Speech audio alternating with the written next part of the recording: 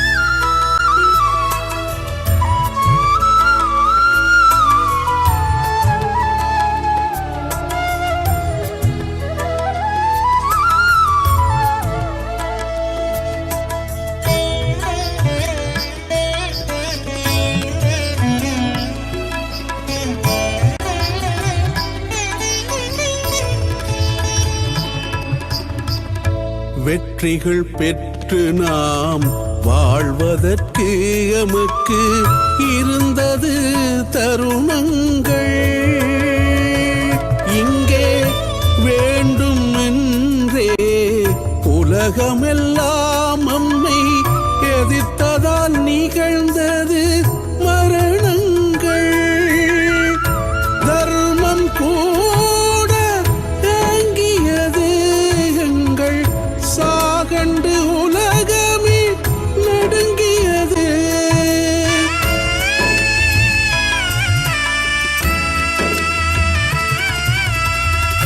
மர்மம் போல எமக்கிருந்த பேரும் மலை போல் கனவும் கலங்கியது.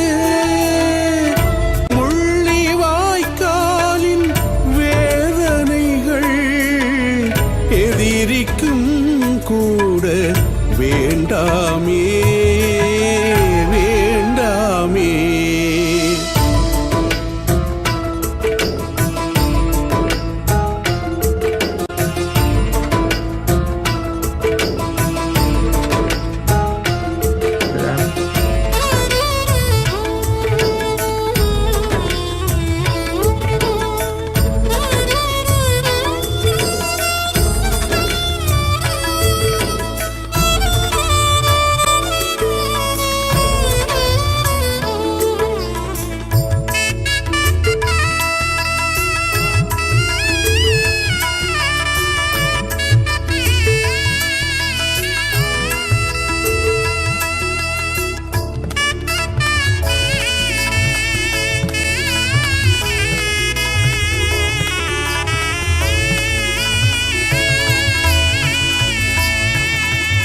உலகப் பந்தில் எங்களுக்கில்லையா நீதி நியாயங்கள்? நாங்கள் கலகம் செய்ய தலைப்பட்டால் இங்கே கரையும் உங்களின் சாயங்கள். ஓர்மம் இன்றும் வாழ்கிறது, ஓர்மத்திலும் கோபங்கள் மூழ்கிறது. ஆர்வம் கொண்டு நாம் உழைத்த அத்தனையும் பாழாய் கிடக்கிறது.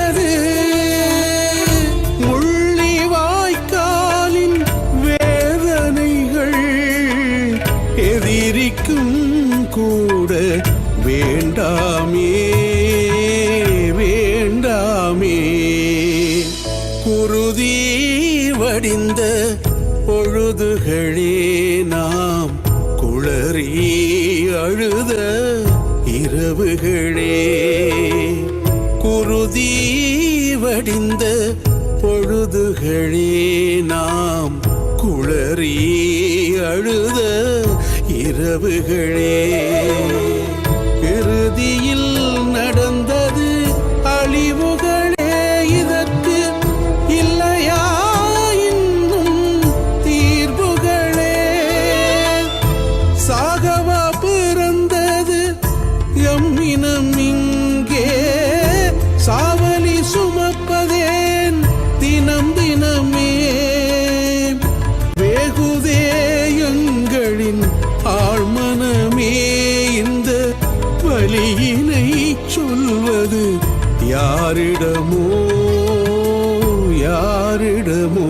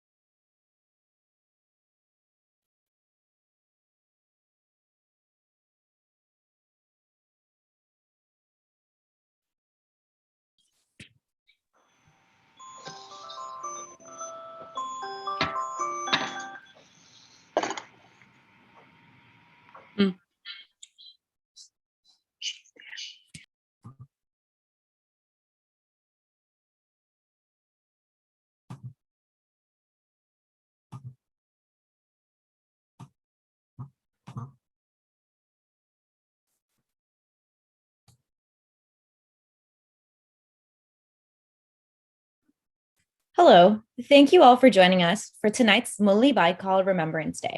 My name is Rashika Logendran, and I will be one of your MCs. And I'm Umesh Nalinathan, and I will be your other MC. I will now hand it over to the North Carolinians for Peace President, Dr. Shantini Jayaraja, to start tonight's program.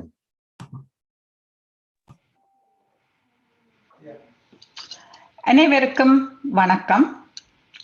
Distinguished guests, friends, and members of the Tamil diaspora, today marks the 12th anniversary of May 18, 2009, the day on which the decades-long civil war ended, which is now observed as the Tamil Genocide Day.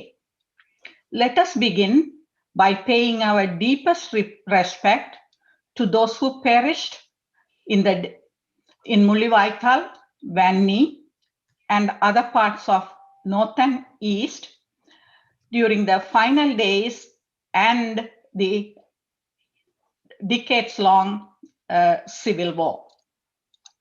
Please join me in observing a minute of silence to honor the victim.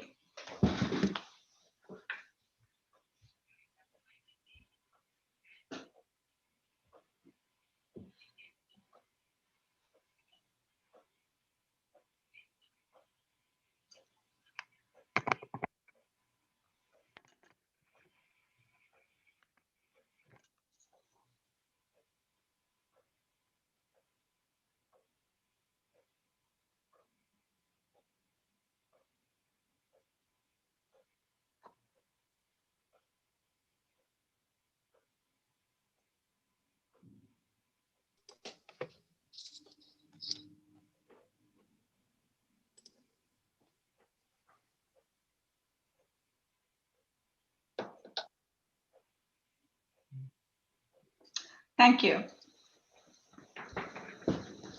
In the days leading up to May 18, 2009, nearly 70,000 Tamil men, women, and children who sought refuge in the no-fire zones, hospitals, and temporary shelters with limited supply of food and water were killed by indiscriminate shelling and bombing by the Sri Lankan armed forces. More than 146,000 are still unaccounted for.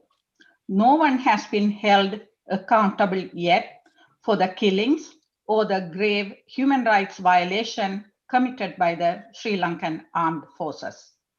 North Carolinians for Peace stands in solidarity with the victims of the war and mass atrocities, their families, and survivors as they seek accountability and justice. NCFP commits to continue to advocate for Tamil rights and self-determination as it has done for the past 21 years. Now I invite Mr. Rajanayagam, former principal of Jaffna College, Vatakotte, and Mrs. Lucila Arulyanam, who lost a close relative in the final days of the war, to light the lamp of remembrance. Let the light give hope for Tamils in the homeland who continue to suffer by the increasing government militarization, changing demography and cultural identity, and denial of basic rights.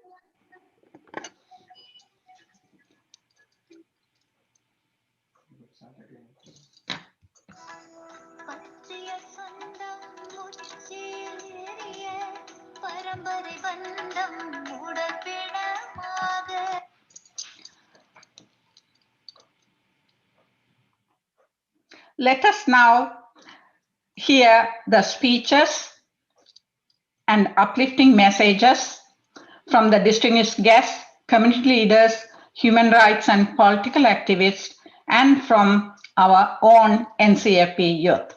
Now I yield to Rashika and Umesh. Thank you.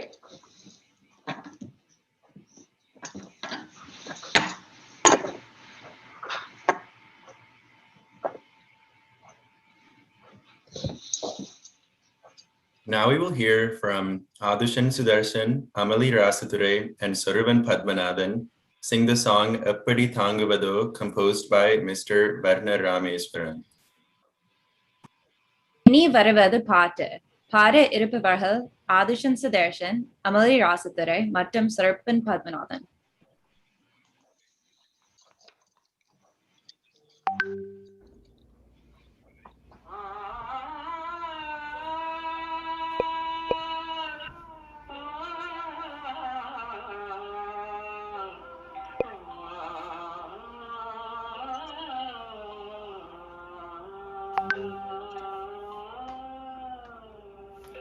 எப்படி தாங்குவதோ இறைவா, எத்தனை கொடுமைகள் ஈழத்தில் தொடர் கையில், எப்படி தூங்குவதோ தமிழர் நாம், எப்படி தூங்குவதோ.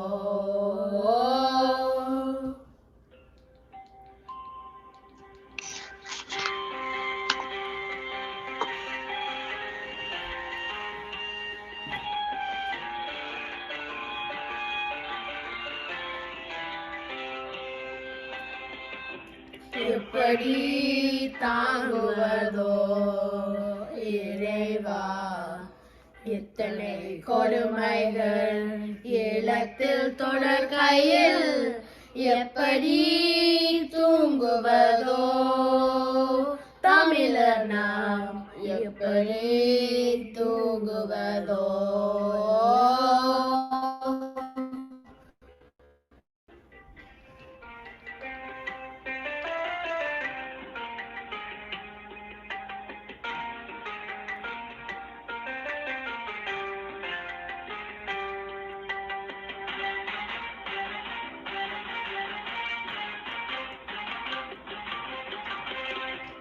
ஆண்டாண்டு காலமாதாய் ஆண்ட தமிழ் இனத்தை அடிக்கடல் வேலி கொண்டு அடக்கிடும் கொடுமையை, ஆண்டாண்டு காலமாதாய் ஆண்ட தமிழ் இனத்தை அடிக்கடல் வேலி கொண்டு அடக்கிடும் கொடுமையை, எப்படி தாங்குவதோ இறைவா, எத்தனை கொடுமைகள் ஈழத்தில் தொடர் கையில், எப்படி தூங்குவதோ தமிழர் நாம், எப்படி தூங்குவதோ.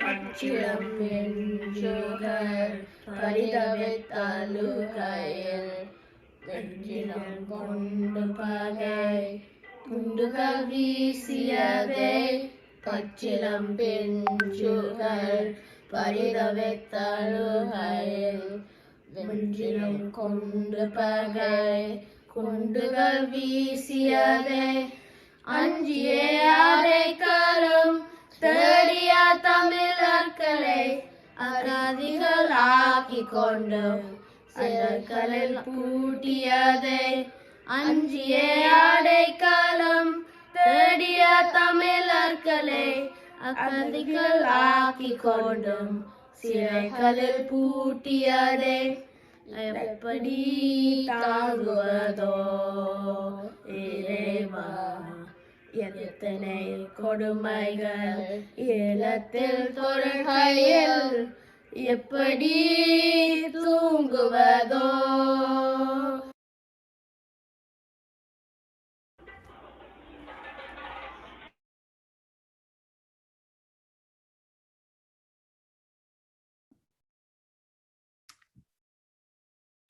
Now we are honored to hear from the Mayor of Brampton, Mayor Patrick Brown, who has been an ardent supporter of the Tamil community at large, especially in Canada.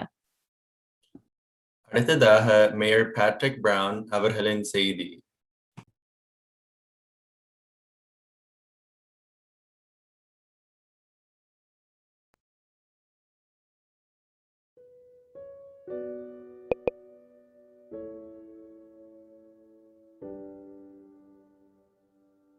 On behalf of the city of Brampton, I would like to acknowledge May 18th as Tamil Genocide Remembrance Day. We proclaim that in the city of Brampton.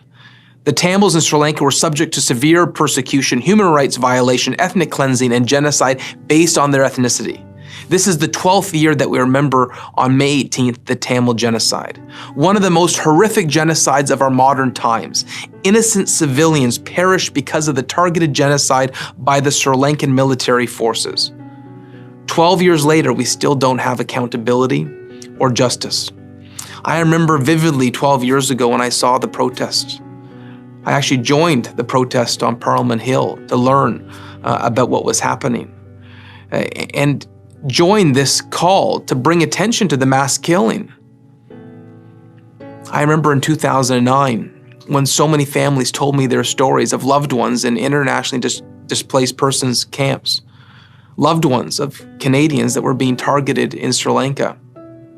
Just like I did 12 years ago, I stand with you today and will continue to do everything I can to push for justice, to push for accountability, because there can be no reconciliation without accountability. Over 40,000 Tamil civilians lost their lives during the last stages of the war in May of 2009, and over 100,000 lives were lost in the 3 decades of the struggle for human rights in Sri Lanka since 1983. The 300,000 Tamils who have made Canada their home have worked hard in their newfound home.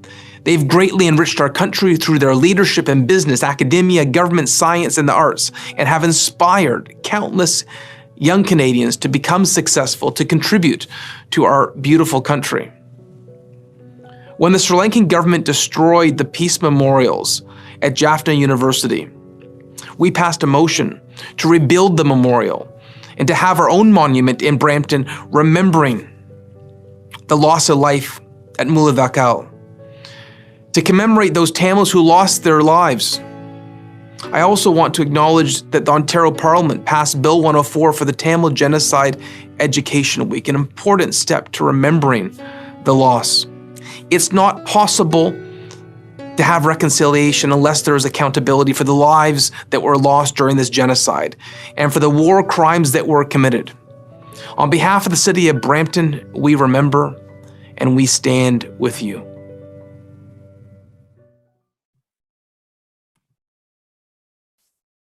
Thank you so much to Mayor Patrick Brown for that message. Now we will hear from Praveen Puvendran, who has volunteered as a United States Tamil Action Group or US TAG intern since last March and is a senior in high school who is planning to attend UNC Chapel Hill this fall. இனி வருவது பிரவீன் புவீந்திரன் அவர்களின் பேச்சு. எல்லோருக்கும் வணக்கம். Earlier this year, I was finishing up my college application process, writing dozens of essays. But one essay that I spent the majority of my time on was a question on what my identity is. I felt confident in writing about this. I was part of the Sri Lankan Tamil diaspora, and I felt as though I knew what had happened during the conflict and what Tamils like my parents had fled from. However, earlier this year, I had the opportunity to learn about Tamil history and heritage in more depth, and it reframed my entire understanding about my identity and what I was truly fighting and advocating for. I am not Sri Lankan Tamil. I am Ulam Tamil, a name void of colonization roots and representative of the rich Tamil culture. Centuries before colonizers reached the island, Tamil and Sinhalese civilizations remained almost completely independent, 2 separate nations bound together by one piece of land. But once colonizers reached the island, the 2 shades of brown dignifying the 2 unique and rich cultures were morphed into one. The name Ulam was given to the island by Tamil inhabitants dating as far back as the 1st century BCE. The name Serendip was originally given to the island by Persian traders, stemming from the Tamil name Cherandivu, meaning the island of the Chera dynasty. Despite the numerous Tamil roots for the island name, after its independence from the British, the ruling Sinhalese government gave the Sinhalese name, Sri Lanka, a Sinhalese name given to an island inhabited by Tamils for thousands of years.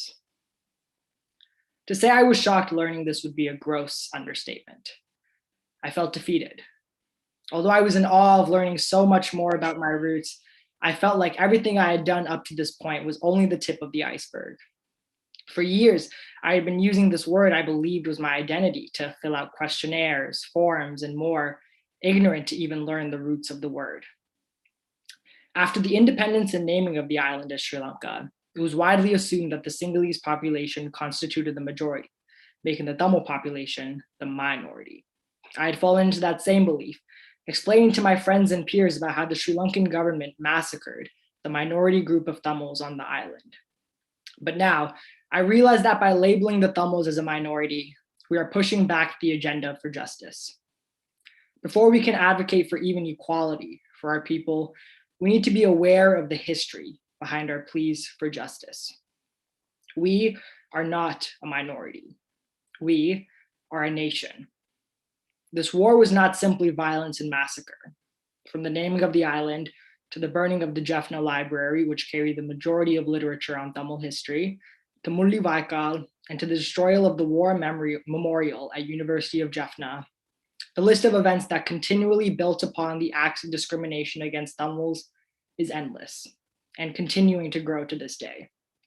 For this reason, to say that the conflict in the island of Sri Lanka was a war would be false. The conflict was a one-sided ignition of discrimination and racism meant to suppress and expel the voices of an entire civilization under the reign of an oppressive government. The Tamil insurgency was not simply formed as a rebellion group, but was born out of a state of pressure and at the risk of losing the Tamil nation at the hands of the government. The calculated and planned genocide of the Tamil culture began decades before 1983 and grew into the civil war we now know about. Mulli Vaikal Remembrance Day is a day for us to come together and mourn the loss of our family members, relatives, and friends who sacrificed their lives for us to have a chance at ours.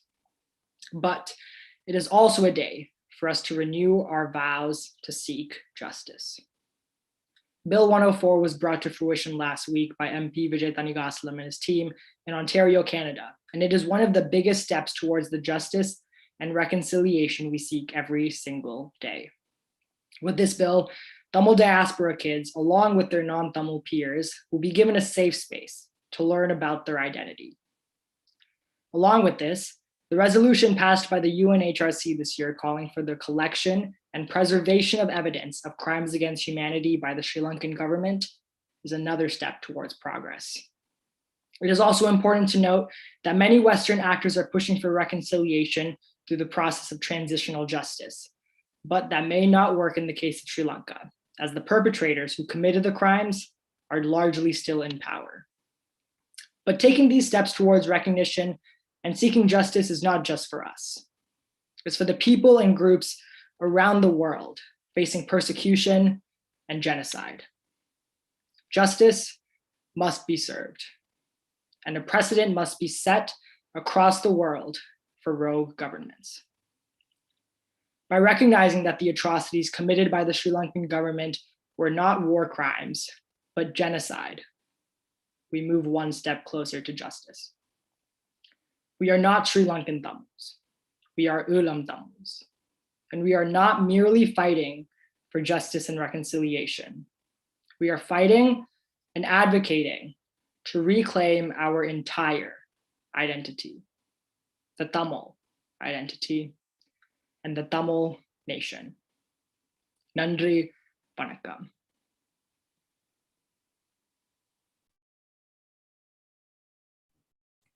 After that meaningful speech, we will now hear from Representative Deborah Ross, who is a member of the U.S. House of Representatives. She represents North Carolina's 2nd Congressional District. அடுத்ததாக Representative Deborah Ross அவர்களின் செய்தி.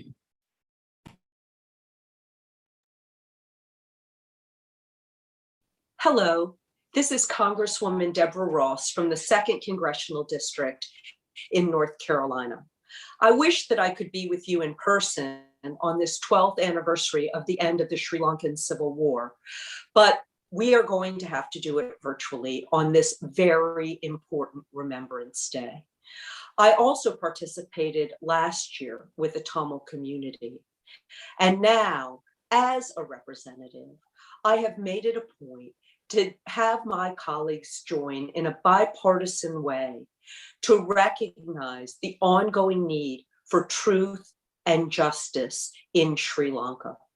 I led a letter earlier this year with 9 members of the House of Representatives seeking this truth and justice. I know that this is an important day for you.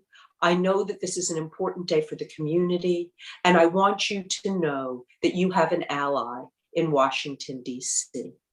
I am with you in spirit.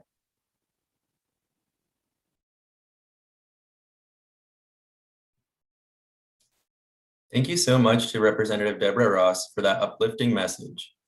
We will now hear from Mr. Sitaram Sivam, who is the president of US TAG, formerly US TPAC, which is a grassroots advocacy organization of Tamil Americans committed to working for justice, equality, and the human rights of the Tamil people in Sri Lanka. இனி வருவது திரு சீதாராம் சிவம் அவர்களின் உரை. Thank you. Thank you to the NCFP for inviting me to share a few words on this Remembrance Day. I understand that NCFP is celebrating 25 years this year. Congratulations. And their name clearly indicates the vision of the organization.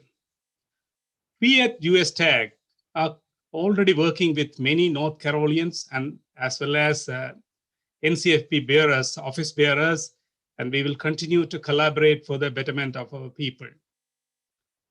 Today's remembrance of Mullawaikal genocide is a painful day for anyone who was simply aware of the horrific crimes took place there. If that's the case for us, then think for a moment of those who physically were there. If you talk to many of them, they do not want to recall their memories. But that's not the case for many mothers and sisters who are still searching for their loved ones. Mullawaikal, rather a village name, it portrays as a symbol of Elam Tamil's genocide. Not 1 or 2 years, but 12 years have passed and still no justice in sight. Soon after the war, then President Mahinda told Ban Ki-moon that there will be a political solution which will address Tamil's aspirations and grievances. Sri Lanka, however, consistently chooses the denial of Tamil's rights instead of stepping up to the occasion and admitting their wrongdoing and explaining to the Sinhala people that Northeast is the Tamil historic homeland and they have a right to live, rule, and thrive in their land. I was pleased to hear Ravindran's speech just a while ago. He was telling how it should be and how is our origins and other things. That's how we are thinking about ourselves. We have to admit that the international community also has a hand who was aiding and abetting Sri Lanka in those heinous crimes and have the responsibility to find solution for our struggle. We all know that a permanent political solution where Tamils and our heritage will be protected by the system will be the only way to bring remedial justice for all those who perished in those years. And for all those who still feel its after effects. USTAG was founded after the end of the war as a voice for our people, and for the last 12 years, we have worked to change the false narrative that Tamils are terrorists to Tamils having legitimate aspirations. We have contributed in all the UNHRC resolutions, including the preceding Petri reports and evidence collection. We choose the path that will lead us to bring justice to our people. The current US government promised to uphold human rights all around the world. The administration has a chance to rectify the horrific crimes that happened under former President Obama's watch. We hope that the evidence collection from the current UNHRC resolution will bring the continuous systematic genocide that is plaguing Sri Lanka to light. I just want to emphasize that the international community should realize that inaction to take any concrete steps forward in Sri Lanka will allow perpetrators the liberty and freedom to eradicate Tamils from their rightfully owned land.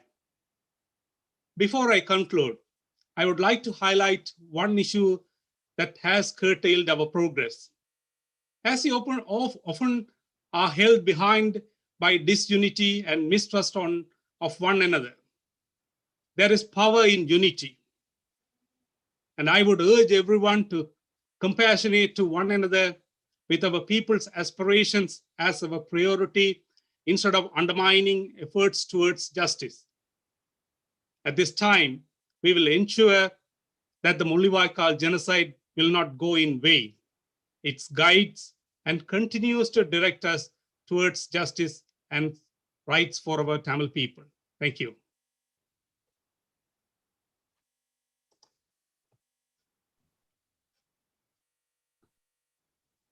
Thank you, Mr. Sitharam. We will now hear from Ontario MPP Vijay Thanigasalam, who is a member of the Provincial Parliament in Ontario, Canada. Mr. Thanigasalam has championed a bill to create Tamil Genocide Education Week, an annual week to educate folks from Ontario about the genocide in Sri Lanka. அடுத்ததாக Ontario MPP Vijay Thanikachalam அவர்களின் செய்தி.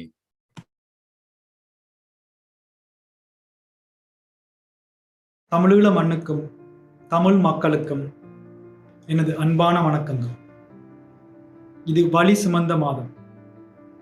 Corona நோய் தொற்று காரணத்தால நாங்கள் அனைவரும் நேரில் வந்து எங்களோட மக்களை நினைவுகூர முடியாட்டிலும் மெய் நிகர் மூடாக நாங்கள் அனைவரும் இணைந்து இந்த நினைவேந்தலை நடத்துவது மனதுக்கு சிறிது ஆறுதலாக உள்ளது.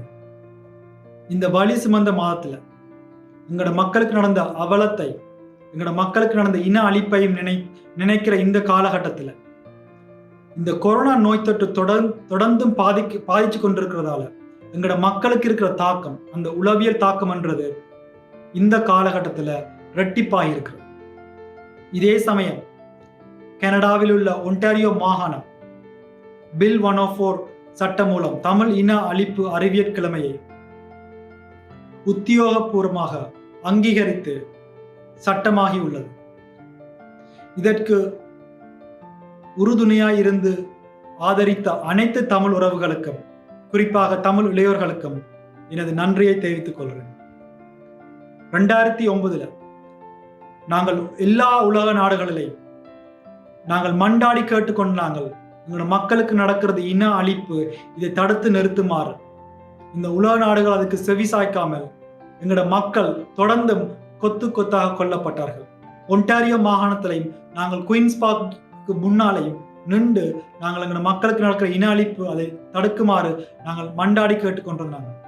ஆனால் எங்களோட மக்களின் ஆதரவோட 12 வருடத்துக்கு பிறகு குயின்ஸ் பார்க்கு உள்ள போய் எங்களோட மக்களுக்கு நடந்தது இன அழிப்புன்னு சொல்லி அது அங்கீகாரம் எடுத்து நாங்கள் சட்டமாக்கி இருக்கமெண்டா இதற்கு முழுமையான காரணம் எங்களோட தமிழ் மக்கள் தான்.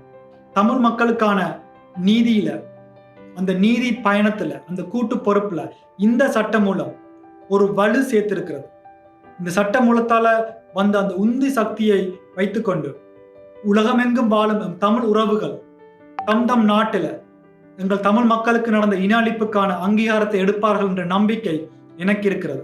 இந்த உலக பூமி பந்தில் பறந்து வாழும் தமிழ் மக்கள் ஒன்றாக வந்து எவ்வளவு தடைகள் வந்தாலும், எவ்வளவு நெருக்குவாரம் ஏற்படுத்தினாலும் எங்கள் மக்களுக்கு நடந்த இன அழிப்பை நினைவு கூறி மே 18 நாங்கள் ஒரு சுடரேத்துவோம். நன்றி.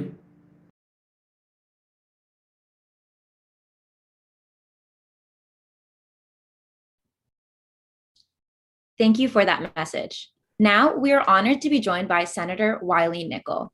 Wiley Nickel is a member of the North Carolina Senate representing the 16th District. Wiley has been a longtime supporter of the Tamil community in North Carolina. அடுத்ததாக Senator Wiley Nickel அவர்களின் பேச்சு. Thank you so much for that nice introduction. It is so great to be here with North Carolinians for Peace. Vanakkam. It's been 12 years since the war ended in Sri Lanka, but still the suffering of the Tamil people continues. I join all of you who are mourning the loss of tens of thousands who have disappeared or perished as a result of genocide in Sri Lanka. The civil war was brutally silenced in May of 2009. Since then, every year, the month of May carries unbearable, painful, and hurtful memories to Tamil people living in Sri Lanka and across the globe. It is unimaginable that through successive governments since the end of the war, no justice exists for the Tamil people. Instead of working on a solution that will fill the needs of the Tamil community everywhere, the Sri Lankan government has moved to silence those who use this day as a remembrance of the genocide of their people. We cannot let this happen in any part of the world. The world has failed to stop this even after atrocities have been committed in Bosnia, Rwanda, Myanmar. We cannot allow any government or organizations to act in this manner against its own people in the future. Honoring our loved ones and those who have been lost is a basic right and not something that can be shot down by an oppressive government. Listen, in the United States, we are on the right side of this issue. President Obama, in his most recent memoir, spoke out against the UN for failing to intervene in Sri Lanka to stop the genocide. And the US has a role. If the United Nations cannot stop this kind of violence, the US needs to lead.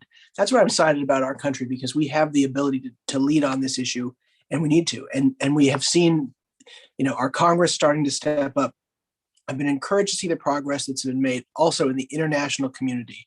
In the US, I stand with leaders like Representative Deborah Ross, who've led a response to the Tamil plight in Congress. And it's heartening to see the UN Human Rights Council recently adopt Resolution 46-1 so that the gross violations committed against the Tamils in Sri Lanka are not forgotten, and a process for accountability and reconciliation can move forward.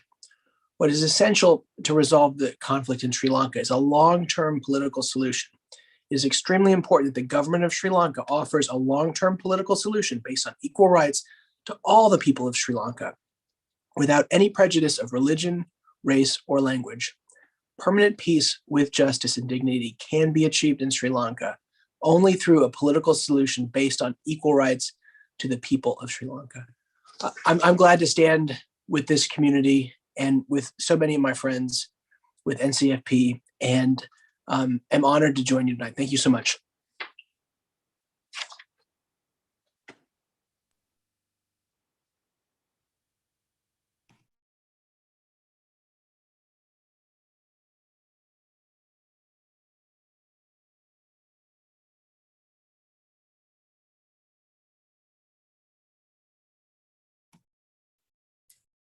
Thank you so much, Senator Wiley Nickel. We appreciate your continued support. Now we are privileged to introduce the Honorable Ms. Anandi Sasidharan, who is a former Minister of Women's Affairs, Rehabilitation, and Social Services in Jaffna. Ms. Sasidharan is an ardent advocate for Tamil rights and has advocated tirelessly both in Sri Lanka and at the international level. அடுத்ததாக நேரடியாக எங்களுடன் உரையாட வருபவர் திருமதி அனந்தி சசிதரன்.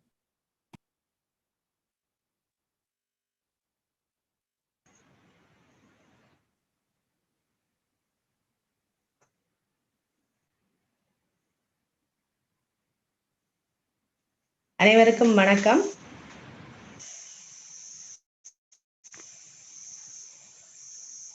அனைவருக்கும் வணக்கம். இந்த முள்ளிவாய்க்கால் 12ஆம் ஆண்டு நிறைவு நாளில் நாங்கள் இந்த அவர்கள் இறந்தவர்களுக்கான அஞ்சலி நிகழ்வை நிகழ்த்தி கொண்டிருக்கின்றோம். ஏற்கனவே 12 வருட காலமாக நாங்கள் அந்த முள்ளிவாய்க்கால் என்பது வெறும் செவிவழி கேட்பதை விட அதை உணர்ந்தவர்கள் அல்லது அந்த முள்ளிவாய்க்காலில் இருந்தவர்கள் பட்ட துன்பமும் துயரமும் என்பது சொல்லில் அடங்காது. அது அது அன்று மட்டுமல்ல, இன்றைக்கும் அந்த துன்பத்தை அனுபவித்துக் கொண்டுதான் இந்த மண்ணில நாங்கள் வாழ்ந்து கொண்டிருக்கின்றோம். ஒரு ஒரு மனித குலத்துக்கு எதிரான மிக ஒரு மோசமான ஒரு யுத்தத்தை நடத்தி சட்டத்துக்கு புறம்பான ஆயுதங்களை பாவித்து கொத்துக்குண்டு நச்சுக்குண்டு என்ற வகையில் ஒரு குறுகிய சிறிய நிலப்பரப்புக்குள் எங்களுடைய மக்களை கொண்டு வந்து விட்டு பாதுகாப்பு வலயம் என்ற பெயரில் அழைத்து அந்த இடத்திற்குள் மோசமான குண்டு தாக்குதலை நடத்தி கொன்றது மட்டுமல்ல, ஒரு யுத்த காலத்தில் என்னென்ன கடைபிடிக்க வேண்டுமோ அவ்வளவத்தையும் நிராகரித்து பாடசாலை வைத்தியசாலை என்ற எல்லா மரபுகளையும் மீறி எல்லா இடமுமே குண்டு தாக்கல் நடத்தி சிறியவர் முதியவர் கர்ப்பிணி என்ற எந்த ஒரு வரையறையும் இல்லாமல் மோசமான ஒரு யுத்தத்தை நடத்தி முடித்து இன்று அரசு தன்னுடைய வெற்றி விழாவை கொண்டாடுகின்ற இந்த நேரத்தில் நாங்கள் எங்களுடைய இறந்த மக்களுக்கான கண்ணீர் அஞ்சலியை செலுத்திக் கொண்டிருக்கின்றோம். கடந்த முறையை விட இந்த முறை மிக மோசமான நாங்கள் அந்த யுத்தத்தில் இறந்தவர்களுக்கான கண்ணீர் விடுகின்ற அந்த வாய்ப்பை கூட தராமல் அரசு COVID-19 சாட்டாக வைத்துக் கொண்டு முள்ளிவாய்க்கால் நினைவேந்தலை அந்த மண்ணில் நாங்கள் போய் செய்வதற்கு முழு தடையையும் விதித்திருக்கின்றது. நேற்றைய தினம் 24 பேர் காலையில் கார்மெண்ட்ஸில் COVID-19 தொற்றுக்குள்ளானவர்கள் என்று கூறிய அரசு மாலையில் 262 பேர் தொற்றுக்குள்ளானதாக கூறி முல்லைத்தீவு புதுக்குடியிருப்பு போலீஸ் நிலையத்தை மையமாக கொண்ட அத்தனை இடங்களும் காலவரையறையின்றி ஊரடங்கு சட்டம் என்று கூறியது மட்டுமல்ல, மக்களுக்கு ஒலிபெருக்கி ஊடாக இந்த தகவலையும் கூறி யாரும் முள்ளிவாய்க்காலுக்கு செல்ல முடியாத அளவுக்கு இந்த COVID-19 சாட்டாக பயன்படுத்தி இருக்கின்றது.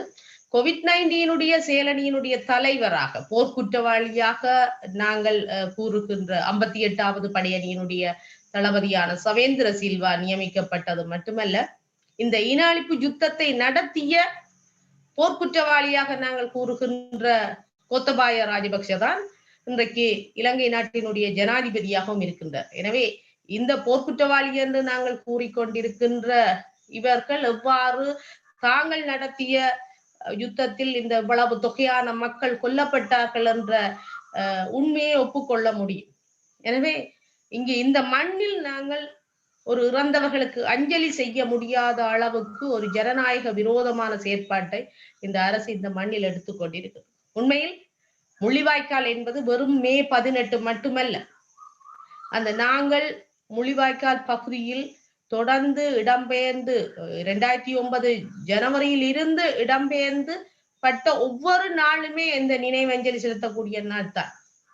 இந்த முல்லைத்தீவு பரப்பில் தர்மபுரம் பகுதியில் தொடங்கிய ஆரம்பத்தில் தைப்பொங்கல் அன்று நடத்தப்பட்ட செல் தாக்குதலில் இருந்து தொடர்ச்சியாக ஒவ்வொரு நாளும் நூற்றுக்கணக்கான மக்கள் கொல்லப்பட்டது மட்டுமல்ல, யுத்தம் முடிவடைகின்ற தருணத்தில் கூட விடுதலை புலிகளுடைய ஆயுதங்கள் மௌனிக்கப்பட்டு அவர்களுடைய ஆட்லரி பீரங்கி ஷெல் எல்லாமே தகர்த்து முடித்த பின்னரும் கூட இராணுவ கட்டுப்பாட்டில் போவதற்காக நின்ற வரிசையில் நின்ற மக்களை கூட இந்த மல்டிபரல் ஷெல் தாக்குதல் மூலம் கொடூரமாக கொல்லப்பட்ட வரை நாங்கள் இந்த இன அழிப்பை நினைவு கூறலை செய்யக்கூடியதாக இருக்கும். அது மட்டுமல்ல, இறுதி போரில் சரணடைய கொடுத்த ஆயிரக்கணக்கான போராளிகள், அந்த போராளிகளுடைய குடும்பங்கள், சிறு குழந்தைகள் கூட இன்று வரை அவர்களுக்கு என்ன நடந்தது என்ற பொறுப்பு கூறலை அரசு செய்வதற்கும் தயாராக இல்லை. ஐக்கிய நாடுகள் சபை வரை நாங்கள் போய் சென்று ஒரு விக்டிமாக, ஒரு சாட்சியமாக சொன்ன விடயங்களை கூட உலக நாடுகளும் கண்டுகொள்ளாமல் கால இழுத்தடிப்பை செய்து காலம் தாழ்த்தப்பட்ட நீதி என்பது மறுக்கப்பட்ட நீதி என்ற அளவுக்கு நாங்கள் சோர்ந்து போகின்ற அளவுக்கு இந்த பொறுப்பு கூறல் இடம்பெற்று கொண்டிருக்கின்றது. இந்த யுத்தம் வெறுமனே நாங்கள் யுத்தம் என்ற 4 சொல்லில் 4 எழுத்துக்களால் கூறிவிட முடியாது. ஏனென்றால் அந்த யுத்த வடு என்பது எங்களுடைய சந்ததியாக பாதிப்பை ஏற்படுத்தி இருக்கு. ஒரு அதல பாதாளத்தில் நாங்கள் அந்த பொருளாதாரத்தை இழந்தது மட்டுமல்ல, உயிர்களை கொடுத்திருக்கின்றோம், இந்த அவயவங்களை இழந்தவர்களை வைத்திருக்கின்றோம், உடம்பில் சன்னங்களை சுமந்தபடி இன்றைக்கும் பாடசாலைக்கு செல்கின்ற எத்தனையோ மாணவர்களை நாங்கள் பார்க்கின்றோம். இன்றைக்கு மாற்றுத்திறனாளிகள் என்று உருவாக்கப்பட்டிருக்கின்ற ஒரு சமூகம் இயங்க முடியாத அளவுக்கு அரசாங்கத்தினுடைய எந்த சலுகைகளும் இல்லாமல் வாழுகின்ற நிலையையும் நாங்கள் பார்க்கின்றோம். இதனை விட பெற்றாரை இழந்த அனாதை பிள்ளைகள் தன்னுடைய பிள்ளையை இழந்து கணவரை இழந்து அனாதரவாக நிற்கின்ற குடும்பங்கள் இந்த யுத்தத்தின் பின்னர் வடக்கு கிழக்கு சார்ந்த 89,000 பெண் தலைமைத்துவ குடும்பங்கள் இருக்கின்றார்கள். எனவே இந்த ஒரு யுத்தத்தை நடத்திவிட்டு அதிலிருந்து மீண்டெழக்கூடிய அந்த செயற்பாட்டை செய்ய வேண்டிய இலங்கை அரசாங்கம் இன்று வரை இந்த யுத்தத்திலிருந்து மக்கள் மீளுவதற்கான அவர்களுக்கான ஒரு நிரந்தர வாழ்வாதார உதவி திட்டங்களை அல்லது அவர்களுடைய வாழ்க்கையில் ஒரு மறுமலர்ச்சியை ஏற்படுத்தக்கூடிய எந்த ஒரு செயற்பாட்டையும் மேற்கொள்ளவில்லை. குறிப்பாக இந்த யுத்தத்தின் பாதிப்பால் வந்த அத்தனை மக்களுக்கும் ஆற்றுப்படுத்துகை என்கின்ற உளவியல் ஒரு மருத்துவத்தை கூட இந்த அரசு அதற்கு செய்வதற்கு தயாராக இருக்கவில்லை. இன்று வரை இன்றைய அரசாங்கத்தில் யுத்தத்தில் கொல்லப்பட்டவர்கள் எத்தனை பேர், காணாமல் போனவர்கள் எத்தனை பேர், மாற்றுத்திறனாளிகள் எத்தனை பேர் என்ற புள்ளி விவர கணக்கெடுப்பை கூட அவர்கள் செய்வதற்கு தயாரா இல்லை. யுத்தம் முடிந்து 12 வருடங்கள் முடிந்தும் கூட இன்று வரை அரசாங்கத்தினால் ஒரு நேர்மையான ஒரு புள்ளி விவரத்தை கூட பெற்றுக்கொள்ள முடியாத அளவில் தான் இந்த யுத்தம் இன்றைக்கு பேசு பொருளாக நாங்கள் பேசிக்கொண்டு இருக்கிறோம். எனவே ஒரு புள்ளி விவர கணக்கெடுப்பை செய்ய வேண்டும் என்பது ஒரு மத்திய அரசாங்கத்தினுடைய செயல். இதுக்கு இலங்கையில் மாகாணத்திற்கு அதிகாரம் இல்லை. ஒரு புள்ளி விவரத்தை செய்வது என்பது மாகாணத்திற்கு அதிகாரம் இல்லை. ஆனாலும் கூட வடக்கு மாகாணத்தில் ஒரு புள்ளி விவர கணக்கெடுப்பை ஒரு அரசு சார்பற்ற நிறுவனம் ஊடாக மேற்கொள்ளப்பட்டது. அந்த நிறுவனம் கூட 5 மாவட்டங்களிலும் இந்த கொல்லப்பட்டவர்கள் காணாமல் போனவர்கள் என்ற புள்ளிவிவரத்தை பெற்றுவிட்டு எங்களுடைய தேவைக்கு இந்த வடக்கு மாகாணத்தில் நாங்கள் செய்ய வேண்டிய செயல்திறனுக்கான அந்த புள்ளி விவரத்தை கூட எங்களுக்கு தராமல் அவர்களும் இருட்டடிப்பு செய்து வைத்திருக்கின்ற நிலைமை என்பது அரசு சார்பற்ற நிறுவனங்களுடைய நிலைப்பாட்டையும் காட்டி நிற்கிறது.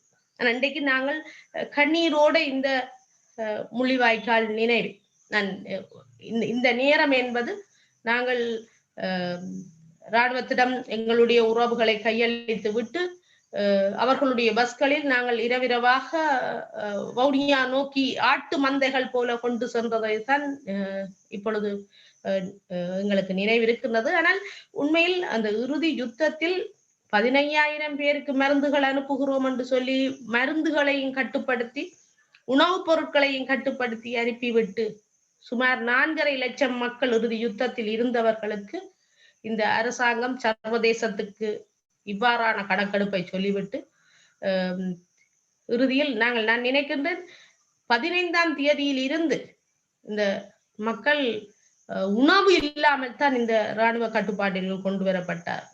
தண்ணி தாகம் இருந்தது, தண்ணி இல்லை என்று கூறுகின்ற அளவுக்கு குடிக்க நீர் கூட இல்லாமல் ஒரு முட்கம்பி வேலிக்குள் இந்த மக்களை கொண்டு வந்து அடைத்து விட்டு ஒரு சர்வதேச சட்டத்திலும் இல்லாத ஒரு முறையாக அவர்களை சோன் 4 என்று கூறப்படுகின்ற அல்லது ராமநாதன் முகாம் என்று கூறப்படுகின்ற ஒரு முட்கம்பி வேலிக்குள் மக்களை அடைத்து வைத்திருந்தது கூட ஒரு சர்வதேச சட்டத்துக்கு முரணானதாகத்தான் நாங்கள் பார்க்க வேண்டும். அது மட்டுமல்ல, அந்த முகாமிலேயே ஆயிரக்கணக்கானவர்கள் கடத்தப்பட்டு காணாமல் போயிருக்கின்ற நிலைமையும் கூட இன்று வரை அதற்கான பொறுப்பையும் அரசு எடுக்காமல் இன்றைக்கு நாங்கள் முள்ளிவாய்க்கால் நினைவை ஒன்று கூடி நாங்கள் செய்ய முடியாத ஒரு நிலை இருக்கு. நேற்றைய தினம் பாராளுமன்றில் இலங்கையின் பாராளுமன்றில் 225 பாராளுமன்ற உறுப்பினர்கள் இருக்கின்றார்கள். பாராளுமன்ற கடமையில் ஈடுபடுகின்றவர்கள் சுமார் 200 பேருக்கு மேல் இருக்கின்றார்கள். இந்த COVID-19 காலத்தில் இந்த சுமார் 500 பேர் பாராளுமன்றத்தில் கூட முடியுமாக இருந்தால் அந்த முள்ளிவாய்க்கால் ஒரு பெரிய நிலப்பரப்பில் அந்த அனுஷ்டிக்க அந்த முள்ளிவாய்க்கால் நினைவேந்தலை அனுஷ்டிக்க இருக்கின்ற அந்த பெரிய நிலப்பரப்பில் ஏன் ஒரு 200 பேர் அஞ்சலி செலுத்த முடியாத ஒரு நிலை இருக்கின்றது என்று பார்க்கிறோம். அதே போல அது கடந்த வாரம் முள்ளிவாய்க்கால் நினைவு தூவி அடித்து நொறுக்கப்பட்டது மட்டுமல்ல, பாதிரிமார்கள் கொண்டு வந்து வைத்த அந்த நினைவு தூவியும் இவர்களால் இல்லாமல் செய்யப்பட்டிருக்கின்றது. எனவே இங்கு மிக தெளிவாக இருக்கின்றது, கொல்லப்பட்டவர்கள் மட்டுமல்ல, கொல்லப்பட்டவர்களை நினைவு கூறுவதை கூட இந்த மண்ணில் தமிழர்கள் செய்ய முடியாது என்பதை இந்த அரசாங்கம் மிக ஆணித்தரமாக உலகுக்கு சொல்லியிருக்கிறது. இதில் மிக வருத்தமான விடயம், நல்லாட்சி காலம் வந்து தமிழ் தேசிய கூட்டமைப்பினால் கொண்டு வரப்பட்ட இந்த ஆட்சி காலத்தில் 2 வருட கால நீடிப்பு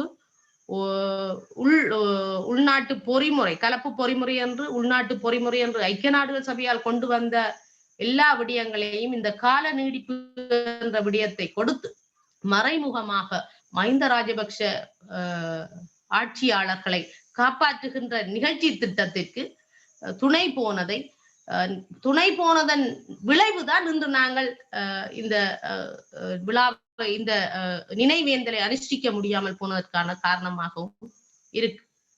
எனவே தொடர்ந்து வரும் காலங்களிலும் இந்த மண்ணில் இருக்கின்ற நாங்கள் எவ்வாறு இந்த எங்களுக்கு நடந்த யுத்த குற்றம் தொடர்பாக ஒரு பொறுப்பு கூறலை பெற்று ஒரு பரிகார நீதியை எவ்வாறு நாங்கள் அனுபவிக்க போகின்றோம் என்ற கேள்வியும் இருக்கின்றது. அல்லாது இந்த மண்ணில் தமிழர்கள் இல்லாமல் செய்யப்படுகின்ற ஒரு நிலைமையாகவும் இந்த அரசாங்கம் தன்னுடைய செயல்களை முன்னெடுக்கக்கூடியதாக இருக்கும். எனவே நாங்கள் இந்த மண்ணில் இருந்து கொண்டு இந்த இலங்கை அரசாங்கத்தினுடைய இப்பொழுது குரல் வலை நெரிக்கப்படுகின்ற இந்த வேளையிலும் கூட எங்களுடைய மக்களுக்காக நாங்கள் இந்த அரசை எதிர்த்து ஒரு ஜனநாயக ரீதியாக போராட வேண்டிய ஒரு சூழலுக்குள் தான் எங்களை இந்த அரசு தள்ளி இருக்கிறது. உண்மையில் முள்ளிவாய்க்கால் நினைவு என்பது இன்றைக்கு அந்த நினைவை கொண்டாட விடாமல் தடுக்கின்ற அரசு இலங்கையில் சுதந்திரம் அடைந்த காலத்தில் இருந்து நடைபெற்ற வரலாற்று தமிழர்களுக்கு எதிரான வரலாற்று சம்பவங்களை பார்த்தோமானால் 365 நாளும் இனப்படுகொலைக்கான நாட்களாக அனுஷ்டிக்க முடியும். அது வடக்கு கிழக்கு சார்ந்த தமிழர்கள் முழு பக்கவுமே நாங்கள் அந்த நாட்களை அனுஷ்டிக்க முடியும். ஆனால் அவை எல்லாவற்றையும் கடந்து நாங்கள் ஒரு நாள் ஒரு பொதுமக்கள் எல்லோரும் மிக கோரமாக ஒரு நல்ல ஒரு ஆட்சியில் ஒரு மகிழ்ச்சியாக மக்கள் இருந்த அந்த ஒரு நிழல் அரசாங்கத்தை ஒரு கோரமாக எல்லா நாடுகளிலும் உதவி கொண்டு அடக்கி சின்ன பின்னமாக சிதைக்கப்பட்ட அந்த நாளை கூட நாங்கள் கண்ணீர் விட்டு அழுது அனுஷ்டிப்பதற்கு அந்த அடிப்படை உரிமை மறுக்கப்பட்டிருக்கின்ற என்ற உண்மையை நாங்கள் எல்லோருமே ஏற்றுக்கொள்ளத்தான் வேண்டும். இந்த இடத்தில் நீங்கள் முள்ளிவாய்க்கால் நினைவு அதை இலேசாக யாரும் கடந்து சென்று விட முடியாது. இந்த நாளை உலகத்தில் இருக்கின்ற தமிழர்கள் எல்லோருமே அனுஷ்டித்துக் கொண்டிருக்கின்ற நேரத்தில் இந்த வாய்ப்பை எனக்கு நீங்கள் வழங்கியமைக்கு நன்றி கூறி விடைபெறுகின்றேன். நன்றி.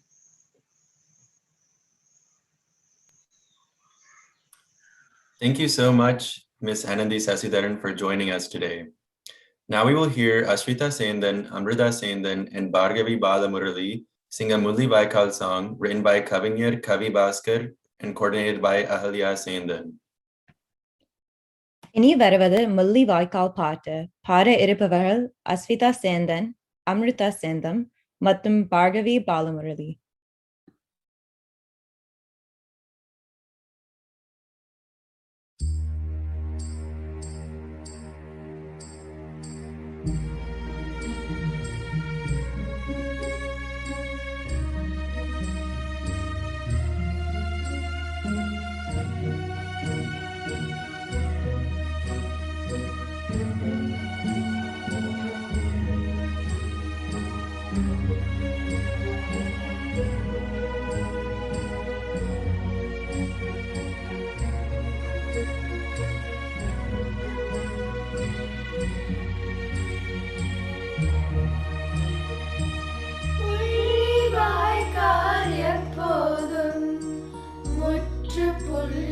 முற்றுப்புள்ளியாகாது மாவீரர் கனவுகள் சில்லரித்து போகாது முள்ளிவாய்க்கால் எப்போதும் முற்றுப்புள்ளியாகாது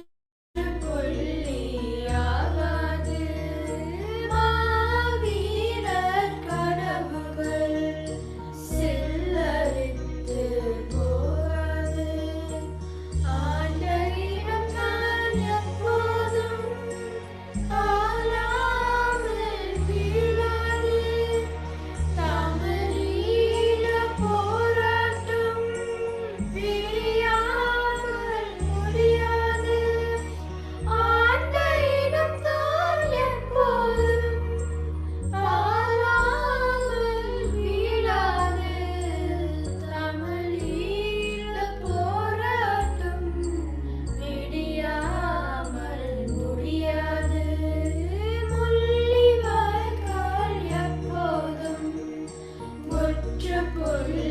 முற்றுப்புள்ளியாகாது மாவீரர் கனவுகள் சில்லரித்து போகாது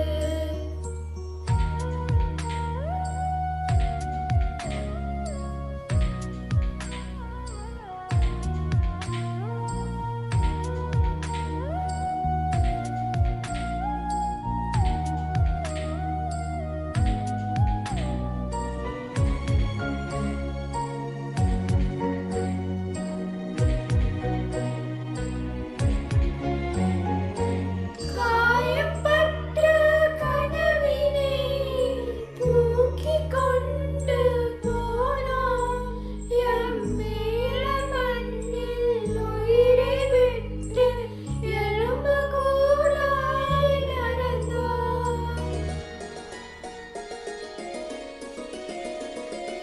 காயப்பட்ட கனவினை தூக்கிக் கொண்டு போனோம் எம்மீள மண்ணில் உயிரை விட்டு எலும்பு கூடாய் நடந்தோம் உறவுகள் துறந்துவிட்டு இரவுகள் சுமந்தோம் எம் முகவரி இழந்துவிட்டு அகதியாய் திரிந்தோம் மரணத்தை கழுத்திலே கட்டிக் கொண்டு வாழ்ந்தோம் எம் தேசத்திற்கு மரணத்தை தாய் மண்ணிலே விதைத்தோம் தாய் மண்ணிலே விதைத்தோம்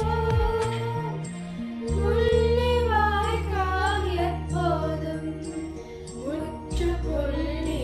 முற்றுப்புள்ளியாகாது மாவீரர் கனவுகள் சில்லரித்து போகாது ஆண்டையிடம் தான் எப்போதும் ஆளாமல் வீழாது தமிழீழ போராட்டம் பிரியாமல் முடியாது ஆண்டையிடம் தான் எப்போதும் ஆளாமல் வீழாது தமிழீழ போராட்டம் விடியாமல் முடியாது முள்ளிவாய்க்கால் எப்போதும் முற்றுப்புள்ளியாகாது மாவீரர் கனவுகள் சில்லரித்து போகாது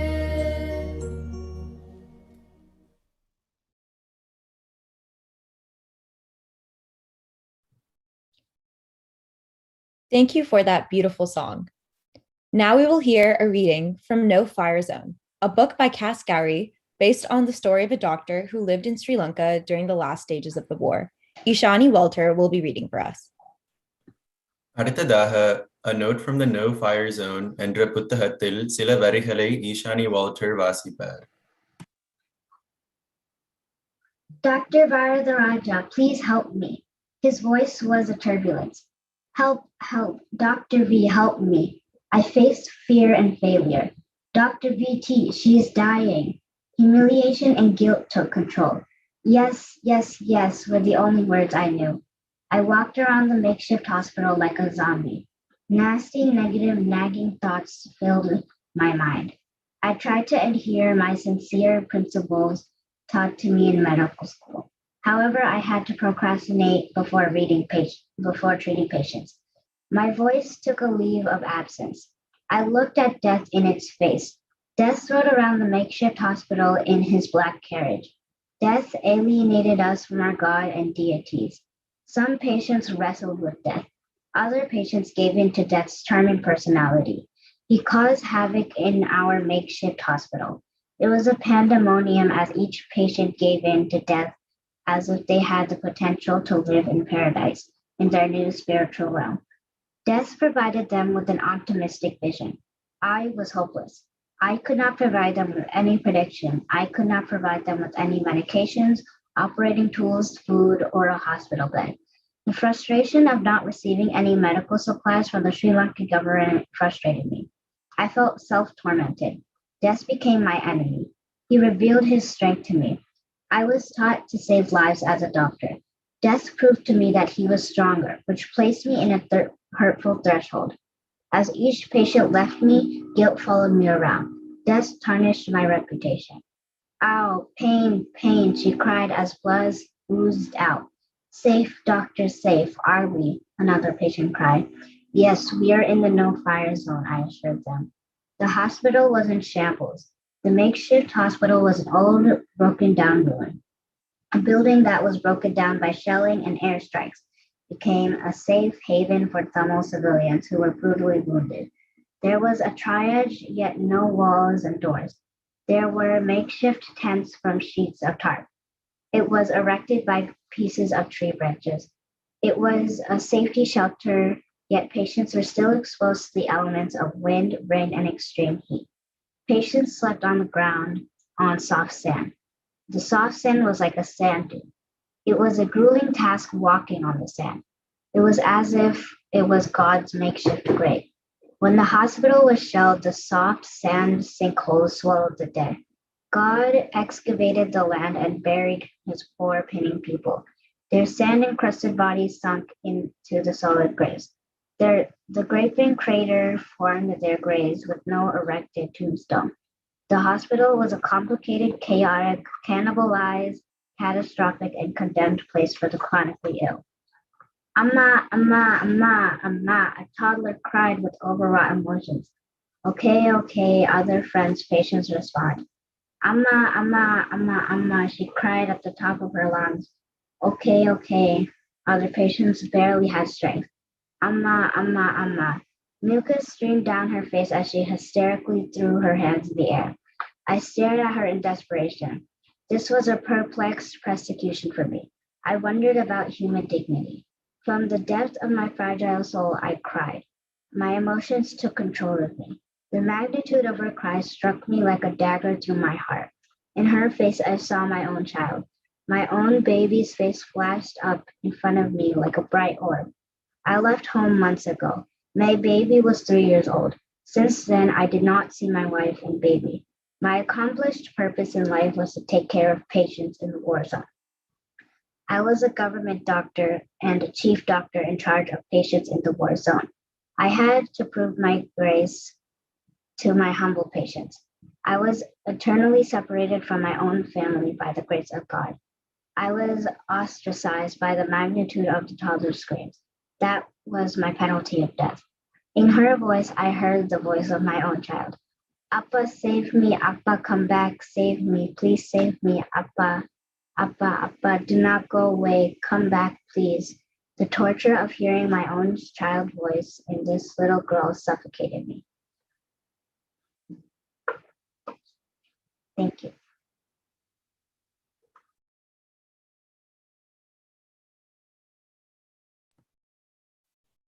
Now we will hear a speech by Professor Matt Jendal called Mistreatment of the Tamil People, Thoughts from a Concerned University Partner. Professor Jendal has been a professor of psychology at Elon University since 2003. He and his students have been working in Sri Lanka and have spent a significant amount of time with communities there. இனி வருவது Professor Matt Gendel, அவர்களின் பேச்சு.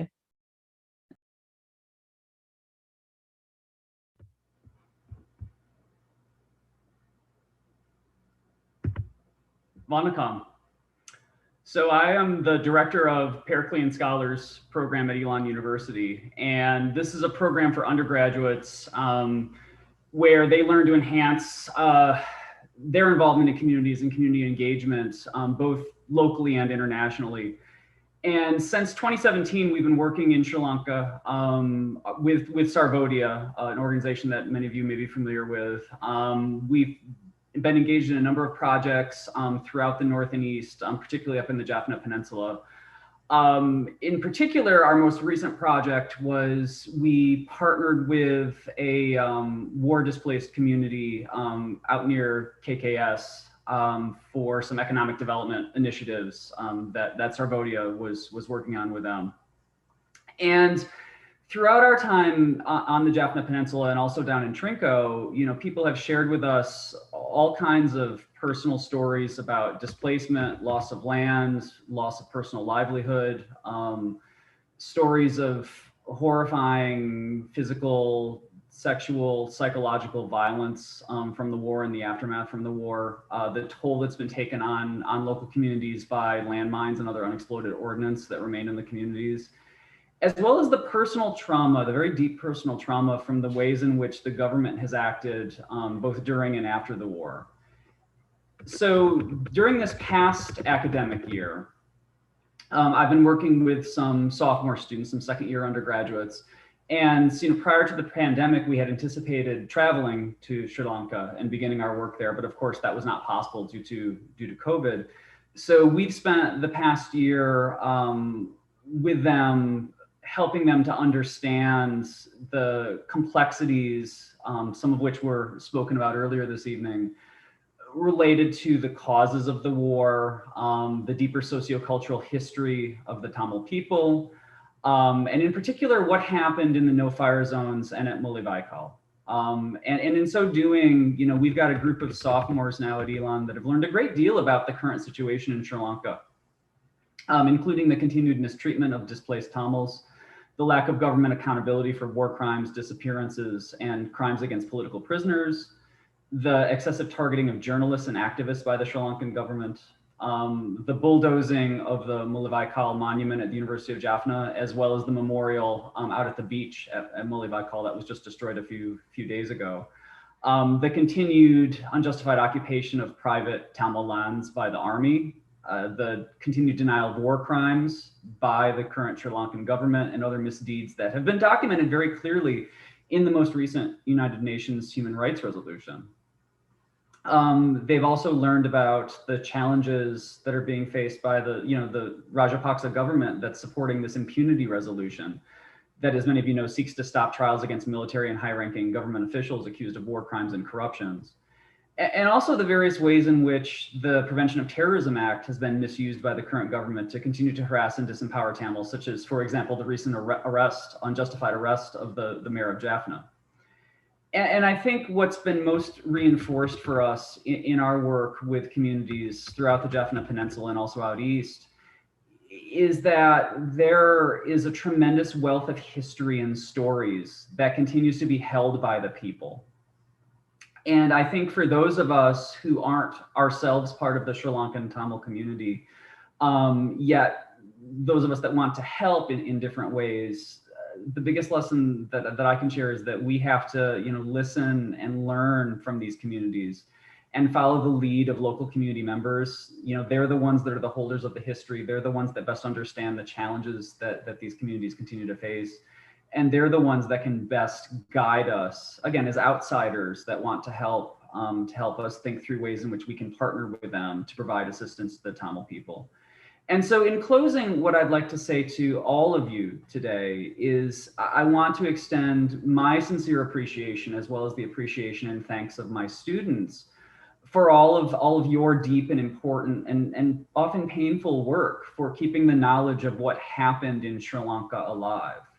Again, this is critical not only for your own children, but for those of us that have no direct experience with the conflict. Were it not for people like yourselves, I, as a US citizen, would have essentially no idea what occurred in Sri Lanka throughout the war. And it's certainly the case as well that if they were allowed to, the current Sri Lankan government, the Rajapaksa government, would erase this knowledge completely if they were able to do so. And so I think there's a danger of losing some of this historical record. And so again, I just want to extend my encouragement and my thanks to all of you for all the work that you're doing to making sure that the memory and the work towards justice continues to be supported for the benefit of all of us throughout the world. Nandri.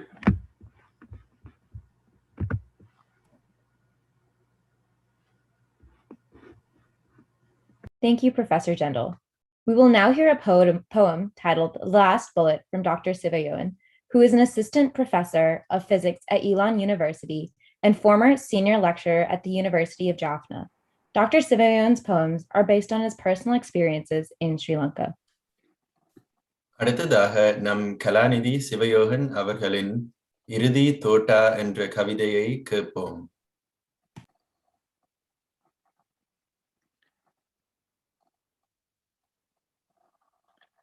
Good evening, everyone.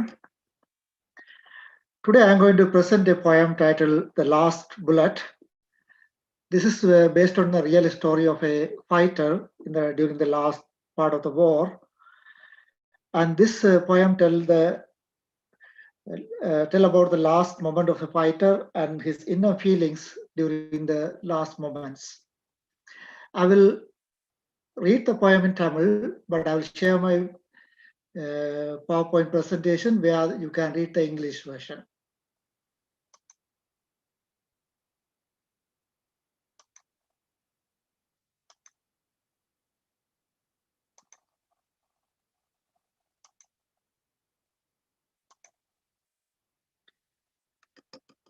The last bullet, Riditota.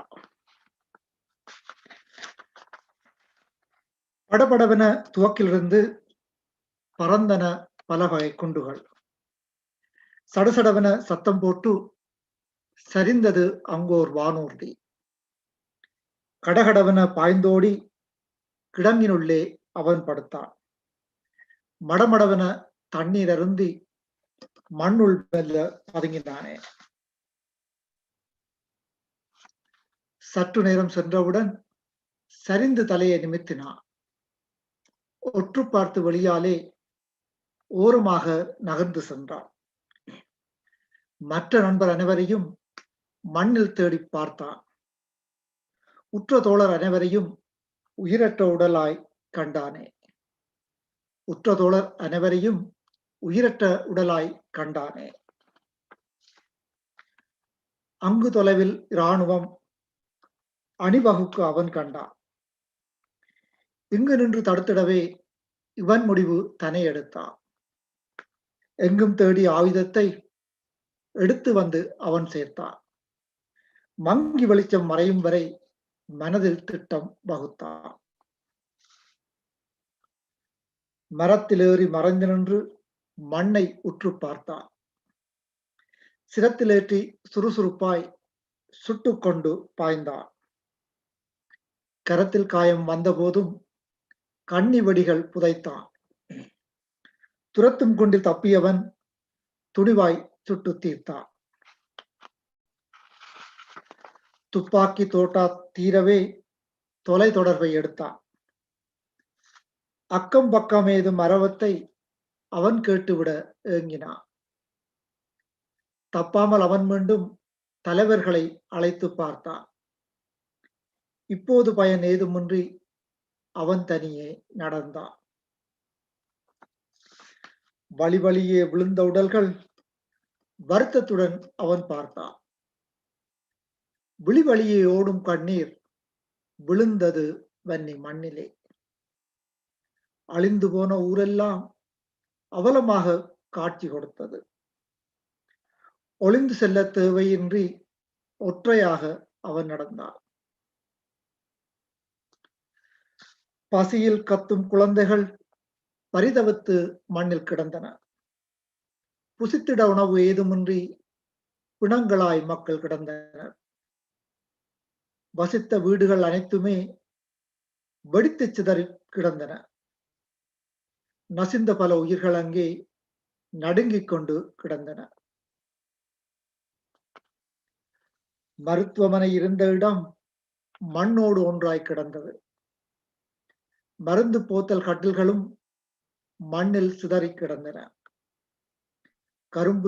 கரும்புகைகள் மேலெழுந்து கதிரவன் ஒளியை தடுத்தன. நொறுங்கி போன இதயத்துடன் நோக்கமின்றி அவன் நடந்தான்.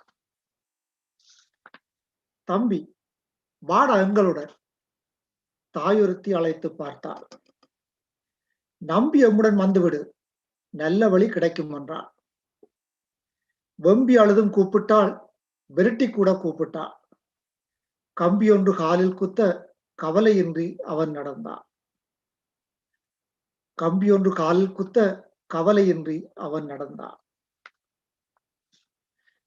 சிதறும் குண்டு சன்னங்கள் சீறிக்கொண்டு பாய்ந்து வர, கதரும் ஒலிகள் காதில் விழ, கால்கள் சோர்ந்து தள்ளாட, பதரும் நெஞ்சை அடக்கியே பார்வை மண்ணை நோக்கியே, உதரும் கைகள் சோர்ந்திட உலகை ஒரு முறை பார்த்தானே.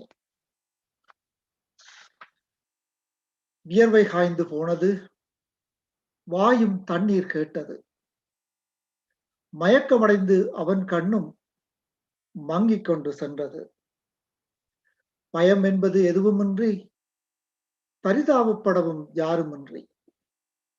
பயம் என்பது எதுவுமின்றி, பரிதாபப்படவும் யாருமின்றி, வயல்வெளியின் ஊடாக விரக்தியுடன் அவன் சென்றான். எங்கிருந்தோ ஒரு குண்டு எலும்பை துளைத்து பாய்ந்தது. எங்கிருந்தோ ஒரு குண்டு எலும்பை துளைத்து பாய்ந்தது. மங்கிக் கொண்டு கண்கள் வர மண்ணை இறுதியாக பார்த்தான். மங்கிக் கொண்டு கண்கள் வர மண்ணை இறுதியாக பார்த்தானே. பொங்கும் மகிழ்ச்சி மனதில் வர பள்ளத்தில் குப்புற விழுந்தானே. பொங்கும் மகிழ்ச்சி மனதில் வர பள்ளத்தில் குப்புற விழுந்தானே. அங்கிருந்த மழைநீர் மட்டும் அவனை அணைத்துக் கொண்டது. அங்கிருந்த மழைநீர் மட்டும் அவனை அணைத்துக் கொண்டது. நன்றி.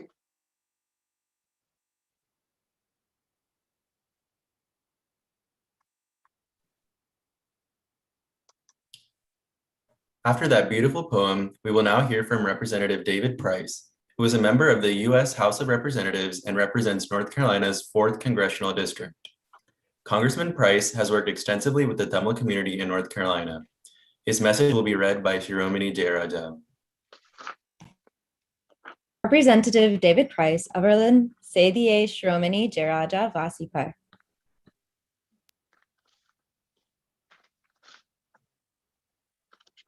From the Congress of the United States House of Representatives, the Honorable David Price of North Carolina's 4th District writes, Dear Tamil Americans, thank you for the invitation to your virtual event hosted by North Carolinians for Peace to observe Mullaivaikkal Remembrance Day.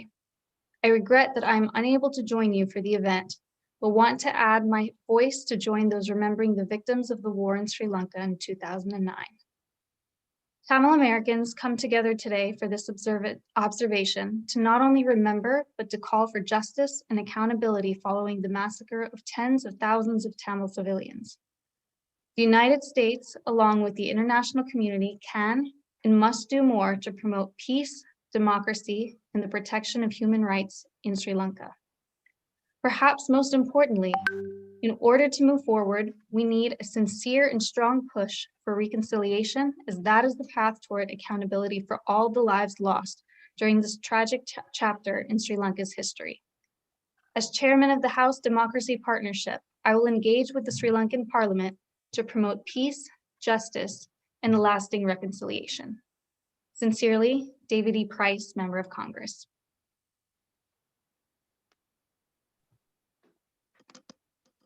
Thank you. Now we will hear a message from Senator Bill Johnson of Ohio.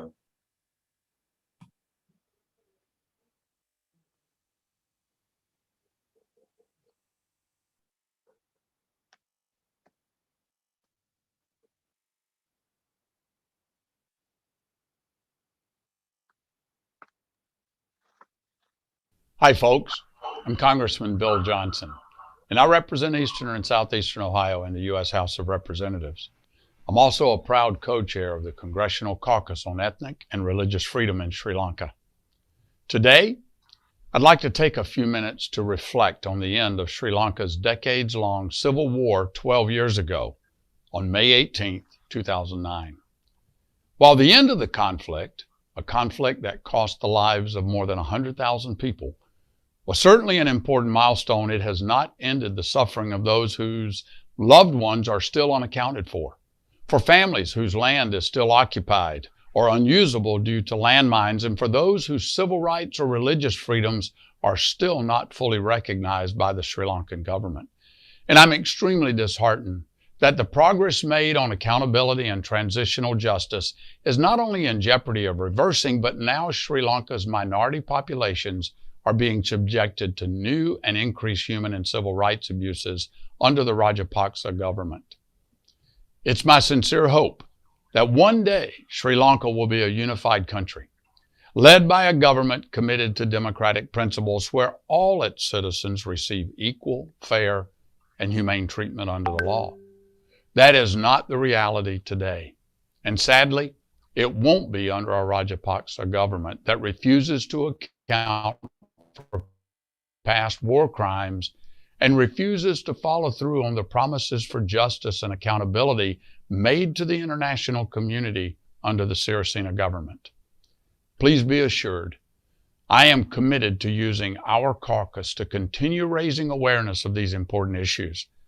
And I'll continue the dialogue with Ambassador Teplitz and now with Secretary Blinken to ensure the United States remains a leader and a partner with the international community in demanding accountability and justice for victims of past atrocities. As we remember those who were lost, and as we commemorate the end of the Civil War, please know that you have a friend and an ally here in Congress. I hope everyone stays safe and healthy during these uncertain times. Take care, and God bless.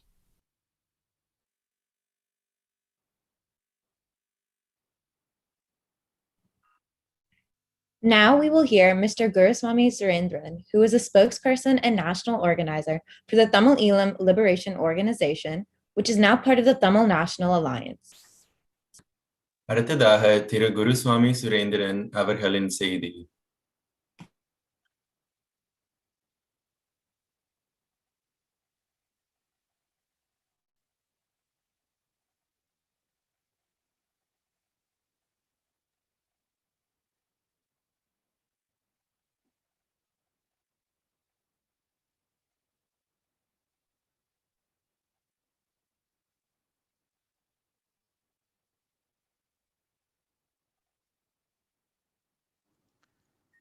Legislators, statesmen, learned gentlemen, ladies and friends.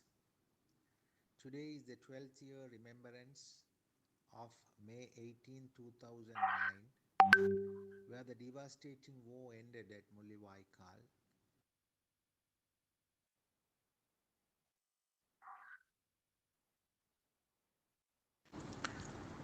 Legislators, statesmen, learned gentlemen, ladies and friends. Today is the 12th year remembrance of May 18, 2009, where the devastating war ended at Mullawaikal, leaving behind us thousands and thousands of innocent Tamil people dead. There were elderly, there were women, there were children, there were youngsters. All walks of life, human beings were killed. They have been asked to take shelter under temples, schools, public places like hospitals, and no war zones, and many have come with white flags, but all of them were killed indiscriminately by the security forces of Sri Lanka. There was a war waged against them, a systematic killing. It is a genocide with action and intent to kill Tamil people, the innocent civilians, by conducting a military action beyond necessity. Today we are crying and fighting for a justice for these people against the crimes, atrocity crimes committed on these people. There were war crimes, there were crimes against humanity, and atrocity crimes including genocide. And this Mullivaikal is not only a commemoration or remembrance place, but it is an evidence where the Vanni Tamil people were subject to genocide. And it clearly indicates the action and the intent of genocide, thus leaving a valid proof in the International Court of Law. As you all know, we have been fighting for justice at the United Nations Human Rights Council, and we are compelling and requesting them to resort to international criminal proceedings to bring justice to our people. In the day of this remembrance, we are calling upon all of you legislators, statesmen, learned people, and the people who are supporting our cause to be with us until we get the justice to these innocent people who were killed under genocidal attempt of the government and genocide committed by the government. And we thank you for your unstinted support you have provided all these days without fail and continuously, untiringly. And we continue to solicit your support even in the future until we reach the goal of bringing justice to our people. In this day, we are not only commemorating the Tamil people who were subject to genocidal killings of the Sri Lankan government forces, not only in Sri Lanka, but all over the world. We are commemorating our loved ones who lost their lives for the cause of Tamil freedom. Thank you.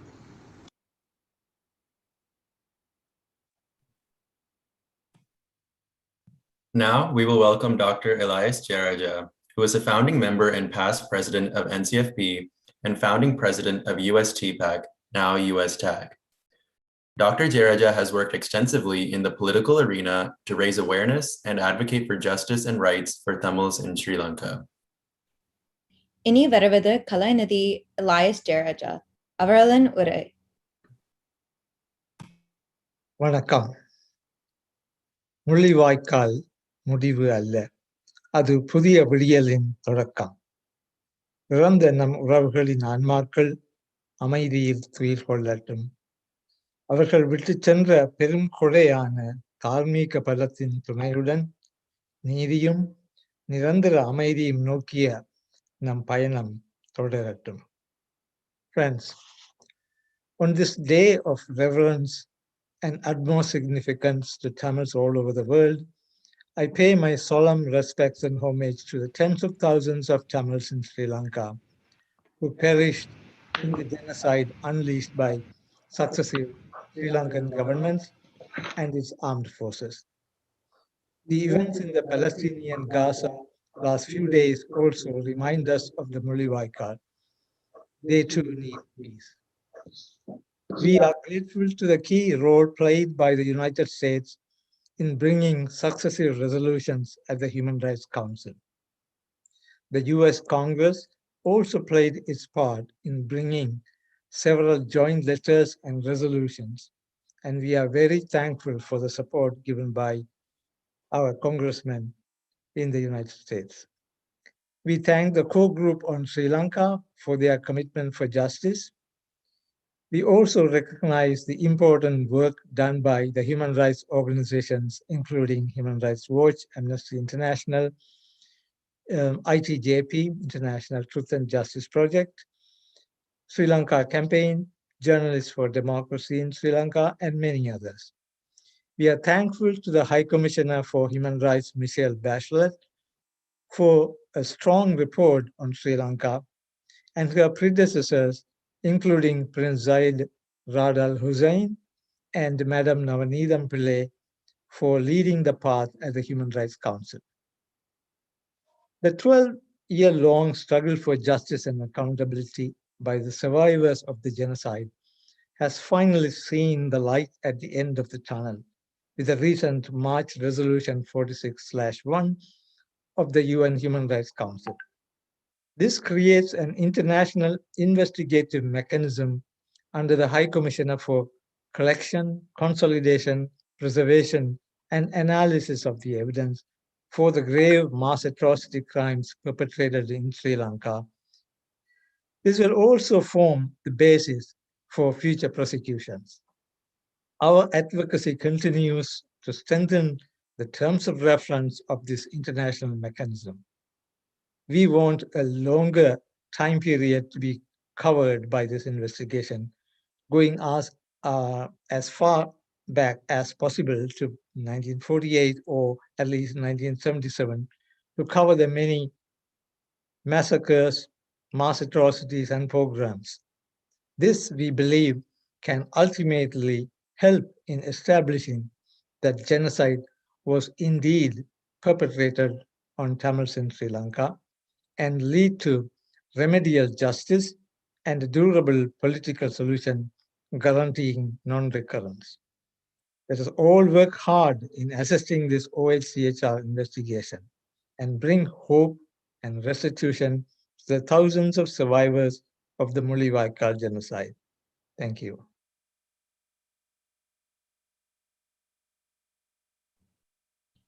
Thank you all for joining us at today's program.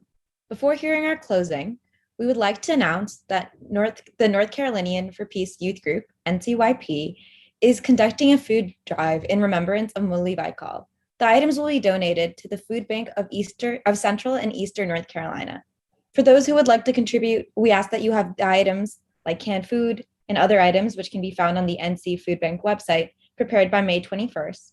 If you're interested in participating, please let us know. You can just message any of the hosts and we'll give you the address of where to drop off the items. We will now hear from Mr. Sayandan Raja, the Secretary of North Carolinians for Peace, who will close out our remembrance programming.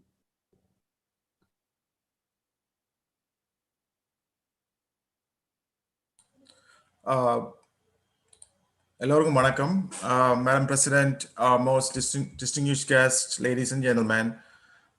We've now come to the end of the somber occasion of the 12th anniversary of the Mullawaikal Remembrance and Tamil Genocide Day 2021.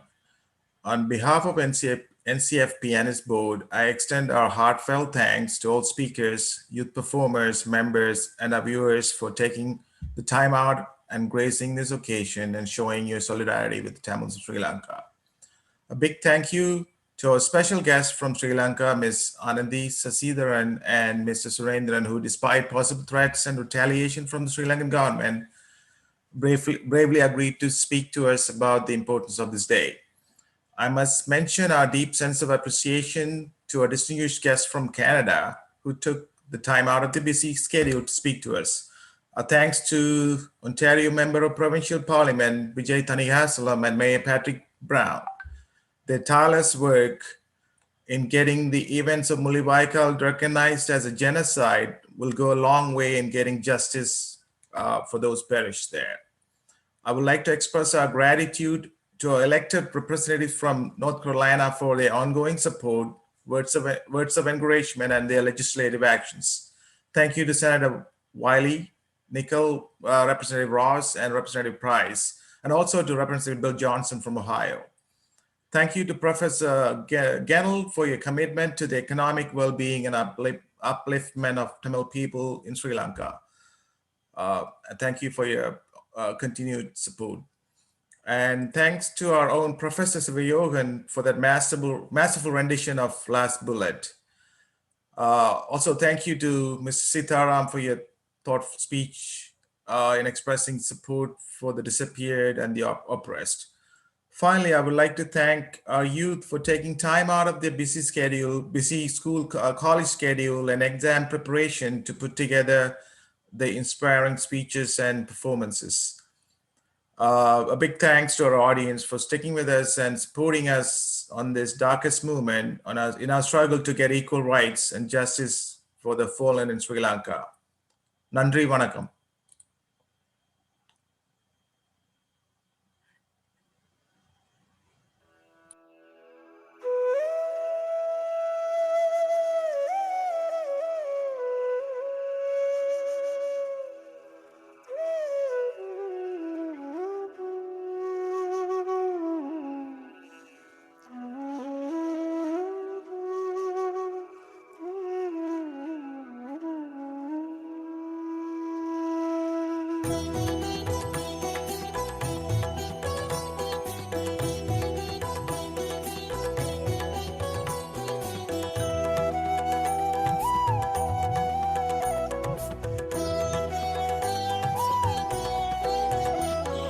போரும் முடிந்தது போர்ப்பகை இன்னும் பாரும் விடிந்தது பார்வைகள் இல்லை ஊரும் படிந்தது உதிரத்தின் செம்மை வேறும் மறந்தது வீசிய வானில் கோரம் தொடர்ந்தது கோதிய காயம் வீரம் துறந்தது வீழ்ந்தது நியாயம் கோடை இருண்டது மாரியைப் போல பாசம் தொலைந்தது கூறிய வானில்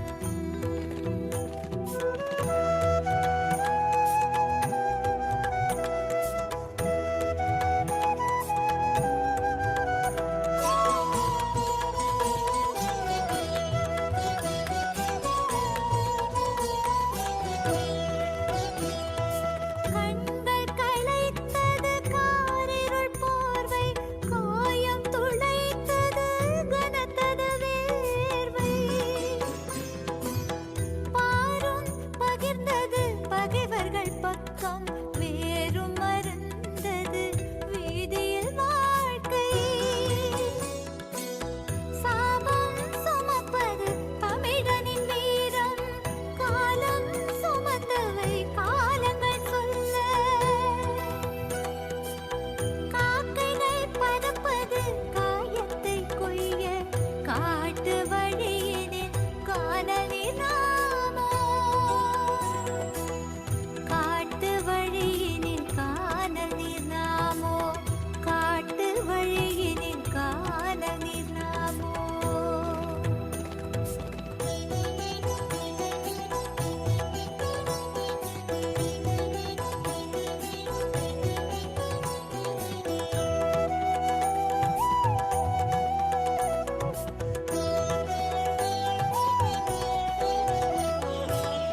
பார்க்க வழி இல்லை பார்வைகள் போச்சு கேட்க வழி இல்லை கேள்விகள் இல்லை நாற்று நாட்டிய நம்பையில் இப்போ நாரை கோரைகள் நடனத்தின் மேடை பற்று பாசங்கள் பசையற்று போச்சு மிச்ச எச்சத்தை காவுவோர் யாரோ பாலும் காய்ந்தது தாய்மடி எங்கே பாய்ந்த குருதியில் படித்தது என்ன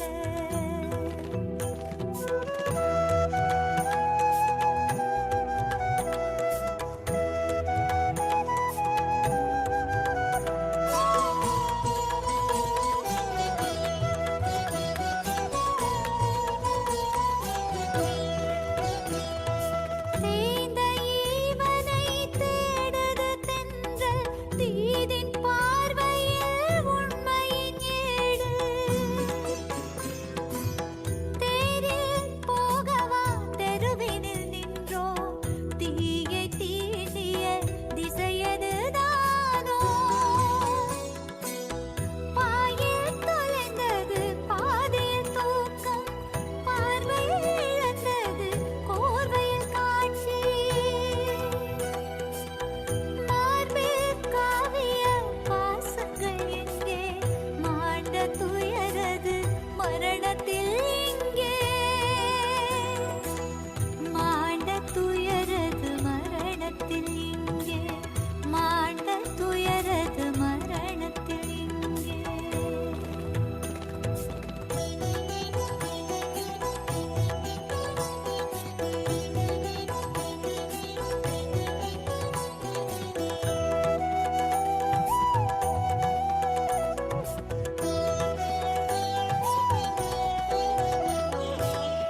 ஆண்ட இனமது உலகினில் எங்கே ஆளும் அரங்கமே அரைகுறைதானோ பாசம் காட்டிய தந்தையும் எங்கே பாலை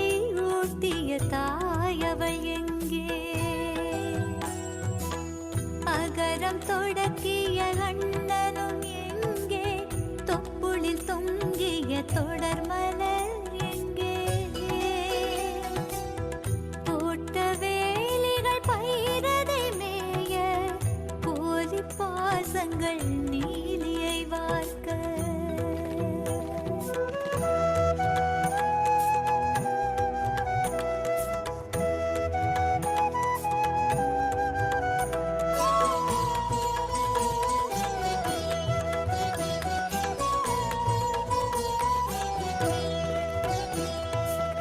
காலை சுற்றிய பாம்பதுதானோ காட்டிய பாதை புதை குழிதானோ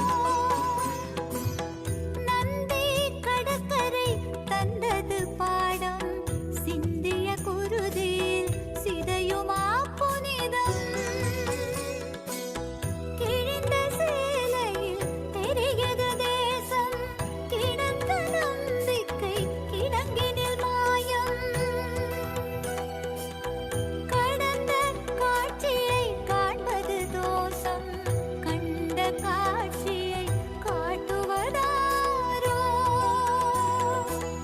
கண்ட காட்சியை காட்டுவதாரோ கண்ட காட்சியை காட்டுவதாரோ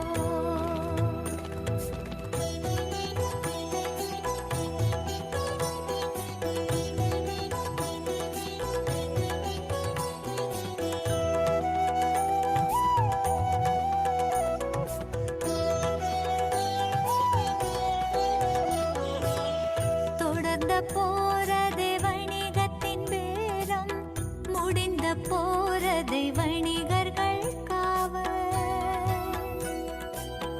முள்ளில் மாட்டிய முளைகளின் சோகம் முள்ளி வாய்க்கால் முடிவதுதானோ பற்றிய சொந்தம் உச்சியில் எரிய பரம்பரை பந்தம் உடல் பிணை